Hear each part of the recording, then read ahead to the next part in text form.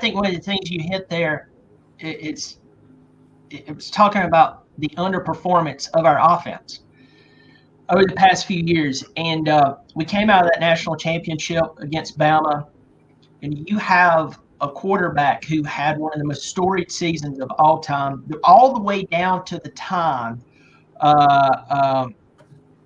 that he took over. I mean, everything swirling around that was a mess. He handled it very well. You have Travis Etienne, who was just, my God, what a freak. And all those players, T. Higgins, who was playing in the Super Bowl this past year. I mean, we had a team.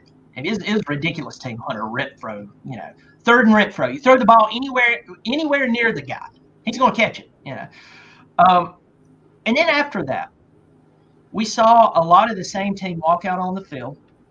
They were playing in the ACC is not a tough conference. I mean, admittedly, it's not tough. It's not playing in the Big South or whatever conference you would want to name out, but it's and they could walk out and play half-hearted and still steamroll everyone. Why? Because they're that good. That good. You can walk out and you can do it, and then you get into the playoff, and then you start playing teams who are more focused. You're playing against guys who's like yourself, and the LSU game. The LSU game. I know LSU's great and blah blah blah blah blah blah blah blah blah blah blah. I wonder how the LSU's doing now. Anyway, you have those teams. We were leading that game, and I think some of the stale offensive play calling, the comfortable play calling, cost us that ball game. I don't care if Joe Burrow wasn't on the other side. We had go back to that roster and look who was on that roster. And my point in saying all of that is, I have been beating the drum about our offensive play calling for about 3 years now, because all you have to do is walk it. It's hard to mess up Travis Etienne and Trevor Lawrence. It's hard to mess that up. I mean, you would have to be a special kind of idiot to mess that up.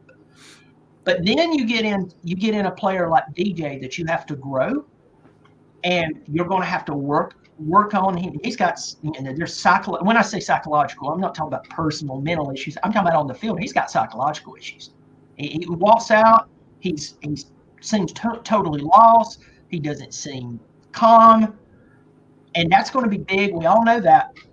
But it's also the coaching staff. You said making things simpler, taking out things that we don't need there. That's what we need.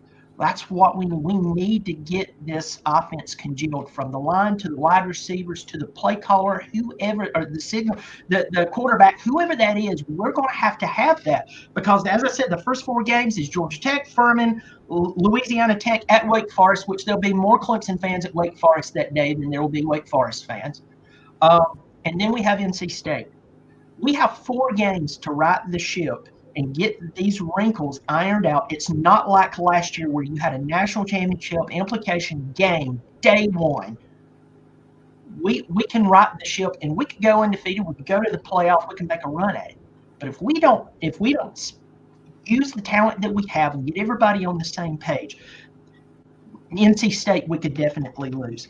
At Notre Dame, we could definitely lose. We could lose Miami, because who knows? I think Miami made the first good coaching hire that they've made in 20 years.